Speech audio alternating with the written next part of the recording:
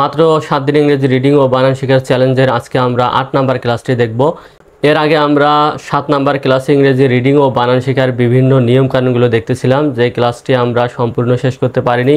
তো সেই ক্লাসের ধারাবাহিকতায় আজকে আমরা পার্ট 2 দেখব। তবে আজকের ক্লাস নাম্বার হলো 8।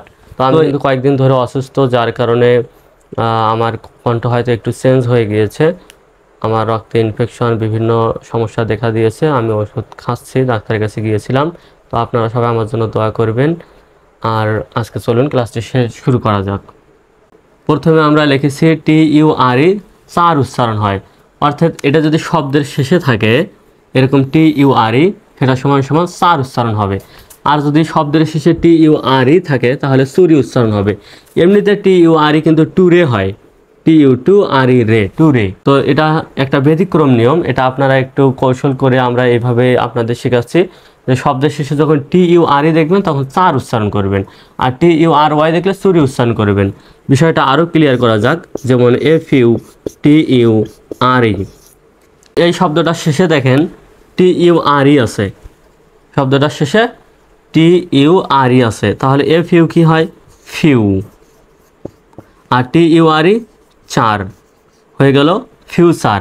তো অনেকে এটাকে কিন্তু এভাবে উচ্চারণ করতে পারে যে ফুটুরি বা ফুটুরে, কিন্তু ব্যাপারটা এরকম না, ফিউচার উচ্চারণ হবে। FUTURE চার, ফিউচার।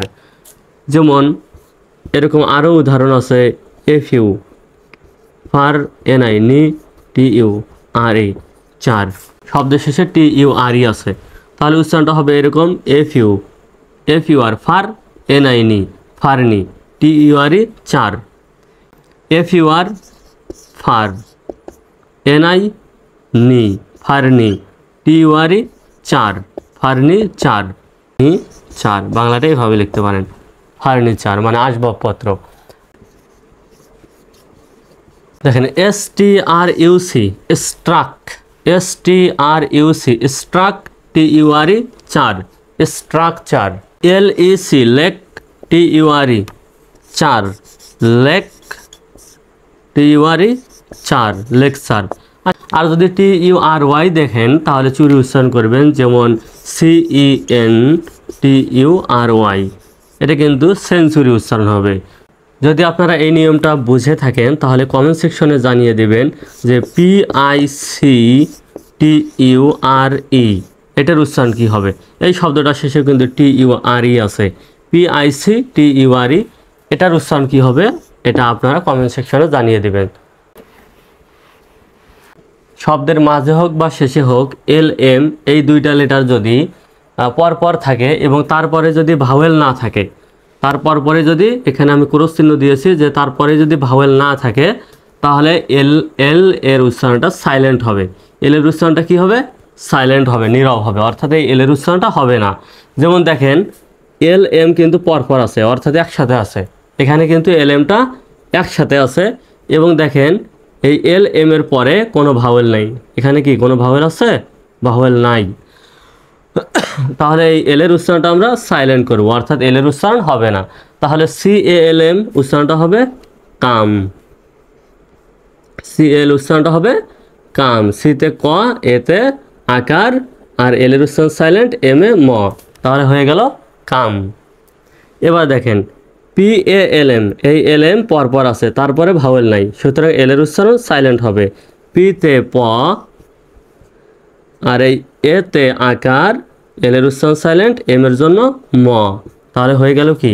পাম, পালম নয়, কালম নয়। তাহলে এগুলো কিন্তু সঠিক উচ্চারণ জানতে হবে, এই জন্য ক্লাসটি আপনারা মনোযোগ সহকারে শেষ পর্যন্ত দেখবেন।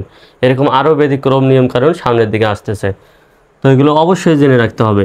ALMS, এখানে কিন্তু LM এর পরে আবার এস আছে। দেখেন তো LM এর পরে ভাওয়েল আছে? ভাওয়েল নাই। ভাওয়েল হলো 5টি, AEIOU। তো AEIOU এর মধ্যে কিন্তু একটাও এখানে নাই, এস আছে, অর্থাৎ এসটা কিন্তু কনসোনেন্ট। সুতরাং এই LM এর পরে যেহেতু ভাওয়েল নাই তাই এল এর উচ্চারণটা সাইলেন্ট হবে। তাহলে উচ্চারণটা হচ্ছে এর জন্য আ সাউন্ড, এল এর উচ্চারণ সাইলেন্ট, এম এর জন্য ম, আর এস এর এখানে জ্বর মতো উচ্চারণ হবে আমস। তাহলে উচ্চারণটা হচ্ছে কি? আমস, ALMS, আমস, আলমস নয় কিন্তু আমস। BLM, বিতে এখানে ব, এতে আকার, এল এর উচ্চারণ সাইলেন্ট, এম এর জন্য ম, তাহলে হয়ে গেল কি বাম। এই বাম মানে কিন্তু সুগন্ধ পদার্থ। আর এই আমস মানে হলো ভিক্ষা, পাম মানে তালগাছ, আর এই কাম মানে হলো শান্ত। শব্দের শেষে যদি IGN থাকে, শব্দের শেষে যদি IGN থাকে তার উচ্চারণ হবে আইনের মতো। তার উচ্চারণটা কেমন হবে? আইন, অর্থাৎ এখানে জি এর উচ্চারণটা সাইলেন্ট হবে। তো শব্দের শেষে দেখেন তো IGN আছে নাকি? IGN আছে, তাহলে এই IGN থাকলে কেমন উচ্চারণ হবে? আইন হবে। তাহলে DEDSIGN, আইন, ডিজাইন, অর্থাৎ উচ্চারণটা হচ্ছে ডিজাইন। এইখানে আ সাউন্ড আছে, এখানে সরাসরি তো আর সরা লেখা যাবে না, তাই আমরা এখানে আকার দিয়েছি। শব্দের মাঝে যেহেতু সরাটা লেখা যায় না, এখানে আকার, আর তারপরে আছে রস্বই, তারপরে দন্ত ন, আইন, অর্থাৎ এইটুকু অংশ কিন্তু আইন উচ্চারণ, এইটুকু অংশই আইন উচ্চারণ। তাহলে উচ্চারণটা আসতেছে কি? Design, SEIGN, design, FEIGN, ফেইন। তো এই রিজাইন মানে পদত্যাগ করা। আর এই শব্দটা হলো REIGN, এই শব্দটা হলো রেইন, IGN আছে শব্দের শেষে, রেইন। তবে এই রেইন মানে হলো রাজত্ব, এই রেইন মানে রাজত্ব। ইংরেজিতে আরও একটি রেইন আছে, সেই রেইন বানানটা কিন্তু এইরকম, RAIN। এই রেইন মানে হলো বৃষ্টি, এই রেইন মানে বৃষ্টি। যদিও বা এই দুটার উচ্চারণ অনেকটাই কাছাকাছি, প্রায় একই, কিন্তু এদের বানান আলাদা, অর্থ আলাদা। এই রেইন মানে বৃষ্টি, আর REIGN এই রেইন মানে হলো রাজত্ব। এই নিয়মটা একটু খেয়াল করেন, যদি শব্দের শেষে GH থাকে তাহলে দেখা যায় কখনো কখনো ফর মতো উচ্চারিত হয়। আমরা জানি GH এ কিন্তু ঘর মতো উচ্চারিত হয়, GH এ ঘ হয়। তবে আর এই ফর ইংরেজি প্রতিবর্ণ হলো F একটা, আর একটা PH, PH এও ফ হয়, F এও ফ হয়। কিন্তু এখানে GH এর উচ্চারণ, যেহেতু আমরা বলছি এগুলো ব্যতিক্রম নিয়ম কারণ, তাই GH এর উচ্চারণ দেখা যায় এই শব্দগুলোতে GH এর উচ্চারণ কিসের মতো হয়? ফর মতো হয়। আবার কোনো কোনো শব্দ দেখা যায় জি শব্দের শেষের GH কখনো কখনো উচ্চারণেই হয় না, সাইলেন্ট হয়, GH দুইটা লেটারই সাইলেন্ট হয়। তো এই শব্দটা দেখেন TOUGH, এই শব্দটার উচ্চারণ হলো টাফ, তয়কারে টা ফ, টাফ মানে কঠিন। এই শব্দে কিন্তু GH এর উচ্চারণ ফর মতো। ENOUGH, এনাফ, এই শব্দেও GH এর উচ্চারণ ফর মতো। তো এখানে হবে এনাফ, এনাফ। HI, এই শব্দ আবার দেখেন GH এর উচ্চারণই হয়নি, HI, হাই, এই GH এর উচ্চারণ হয়নি, সাইলেন্ট হয়েছে। তাহলে GH এর উচ্চারণটা কেমন হবে? সাইলেন্ট হবে, আর HI তে হাই উচ্চারণ হবে, হাই, হাই। যেমন হাই স্কুল, উচ্চ বিদ্যালয়, এই হাই মানে হলো উচ্চ, এই হাই মানে উচ্চ। আর এই LAUGH, এখানেও GH এর উচ্চারণ ফর মতো, এই লাভ, এটা উচ্চারণটা হবে লাভ, উচ্চারণটা হবে লাভ। এই লাভ মানে হলো হাসি, হাই মানে উচ্চ, এনাফ মানে যথেষ্ট, টাফ মানে কঠিন। তাহলে দেখা যাচ্ছে এখানকার শব্দের মধ্যে শুধু এই হাই বানানে GH এর উচ্চারণ হচ্ছে না, সাইলেন্ট হচ্ছে, আর বাকিগুলোতে GH এর উচ্চারণ ফর মতো হচ্ছে। এবার এই নিয়মটি দেখুন, শব্দের শেষে যদি IGHT থাকে, শব্দের শেষে যদি IGHT থাকে তার উচ্চারণ হবে আইট, এরকম। যেমন এই শব্দ দেখেন, শব্দটার শেষে IGHT আছে না, IGHT, তাহলে NIGHT কি হবে? নাইট উচ্চারণ হবে, NIGHT, নাইট। এই এতটুকু অংশ হলো আইট উচ্চারণ। এইখানে আ সাউন্ড আছে, এই আ সাউন্ডের জন্য আমরা আকার এখানে নিয়েছি, যেহেতু এখানে সরাসরি সরা দেওয়া যাবে না। আর এই রস্বই, রস্বই, ট, ট, আইট। তাহলে আর এই এনের জন্য হলো দন্ত ন, এনের জন্য দন্ত ন, আর IGHT মিলে আইট উচ্চারণ। তাহলে NIGHT, নাইট। TIGHT তাহলে কি হবে? টাইট হবে, যেহেতু টিতে ট, TIGHT, টাইট, TIGHT, টাইট। চলুন এরকম আরও কিছু উদাহরণ দেখা যাক। যেমন FIGHT, তাহলে উচ্চারণটা কেমন হবে? ফাইট হবে ফাইট, FIGST ফাইট। GST কি হবে? KIGST kite, KIGST kite. SIGST উচ্চারণ হবে সাইট, SIGST সাইট। এবার দেখুন LIGST, যদি এই নিয়মটা আপনারা বুঝে থাকেন তাহলে কমেন্ট সেকশনে জানাবেন যে LIGST এর উচ্চারণটা কী হবে। LIGST উচ্চারণ কী হবে কমেন্ট সেকশনে জানিয়ে দিন। এই নিয়মটা হলো শব্দের শেষে যদি QUE থাকে তাহলে তার উচ্চারণ শুধু কর মতো হবে, বাংলাতে তার প্রতিবর্ণ শুধু ক। এই তিনটি লেটার মিলে শব্দের শেষে যদি QUE থাকে তাহলে তার উচ্চারণ শুধু কর মতো হবে। যেমন দেখেন CHEQUE, এই শব্দটার শেষে কিন্তু QUE আছে, তাহলে CH কি হয়? চ হয়, আর এই ইতে হবে একার, আর এই QUE মিলে শুধু ক, QUE মিলে শুধু ক। তাহলে হয়ে গেল কি CHEQUE সেক। BROQUE হবে ব্যারক, ব্যারক, ব্যারক। CLIQUE হবে ক্লিক, ক্লিক। CLIQUE তে ক, ক্লিক। UNI ইউনি, ইউনি। আর শব্দের শেষে QUE আছে এজন্য শুধু ক, হয়ে গেল ইউনিক। PI তে পি উচ্চারণ, PI পি, শব্দের শেষে আছে QUE হবে ক, তাহলে PIQUE পিক। সেক, ব্যারক, ক্লিক, ইউনিক, পিক। এই এলকে এর আগে যদি ই অথবা ইউ এই দুইটার একটাও না থাকে তাহলে এই এলকে সমান সমান শুধু কর মতো উচ্চারিত হবে। আবার একটু বলি, এলকে এর আগে যদি ই অথবা ইউ এই দুইটার যে কোনো একটাও না থাকে তাহলে এই এলকে সমান সমান শুধু কর মতো উচ্চারণ হবে। তার মানে হলো এখানে এলের উচ্চারণটা সাইলেন্ট হচ্ছে, এলের উচ্চারণ কি সাইলেন্ট হবে, এলের উচ্চারণ হবে না। যেমন দেখেন নিয়মগুলো, এই উদাহরণগুলোতে একটু দেখেন, দেখেন এলকে এর আগে কি ই অথবা ইউ আছে? নাই, এ আছে। সুতরাং এখানে এলকে এর উচ্চারণটা কেমন হবে? কর মতো উচ্চারিত হবে, অর্থাৎ এলের উচ্চারণটা সাইলেন্ট হবে। এক কথায় এলের উচ্চারণ সাইলেন্ট হবে। তাহলে TALকে কি হবে? টক হবে, টক। এ টক মানে কথা বলা, টক। তেঁতুল টক সেই টক কিন্তু না, তাহলে এই টক মানে হলো কথা বলা। তারপর CHLকে দেখেন, এলকে এর আগে কি ই অথবা ইউ আছে? নাই, তাহলে এলের উচ্চারণটা সাইলেন্ট হবে। তাহলে CHLকে কি হবে?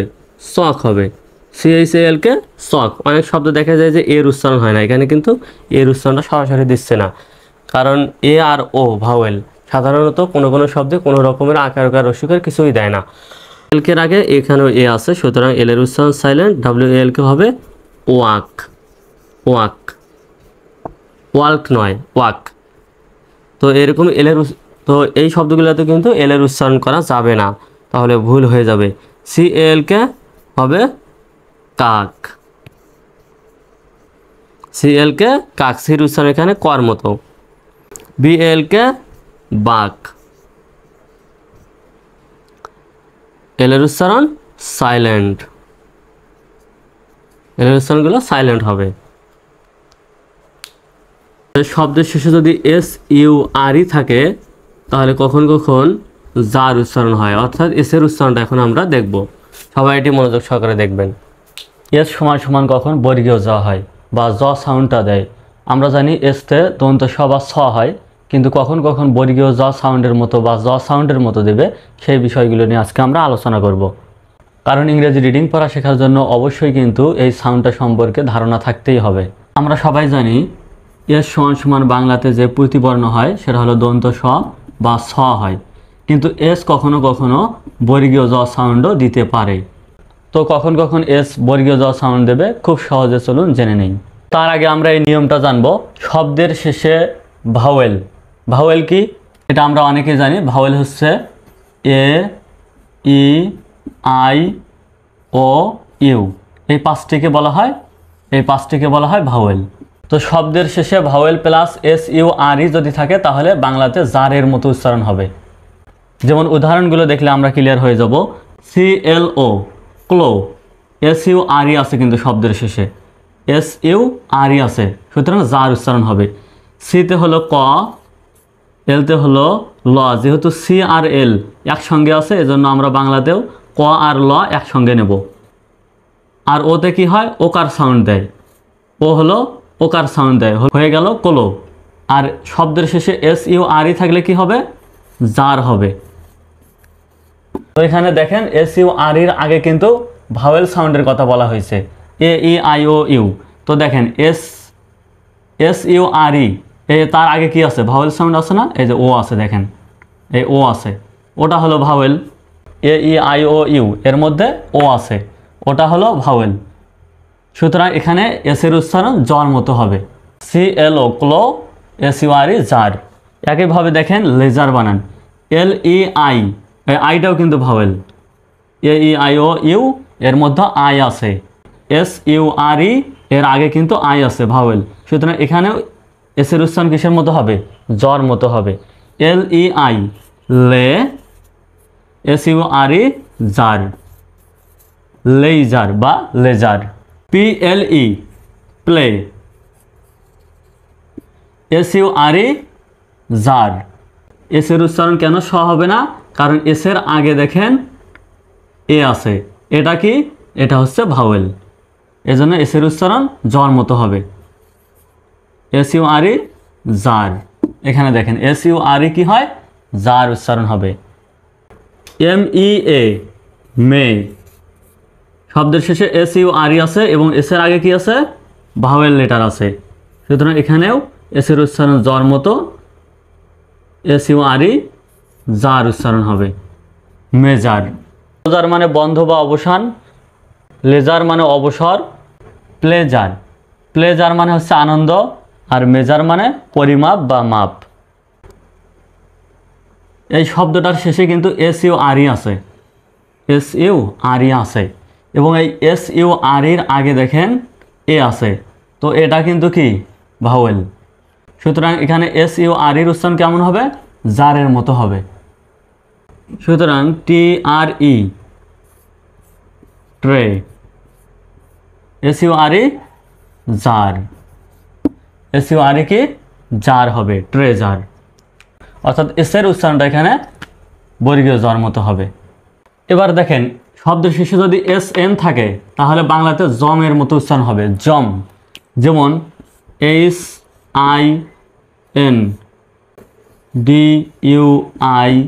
HINDUISM, এই এর জন্য নেব আমরা হ, আয়ের জন্য নেব রস্বইকার, এনের জন্য নেব দন্ত ন, দির জন্য নেব দ।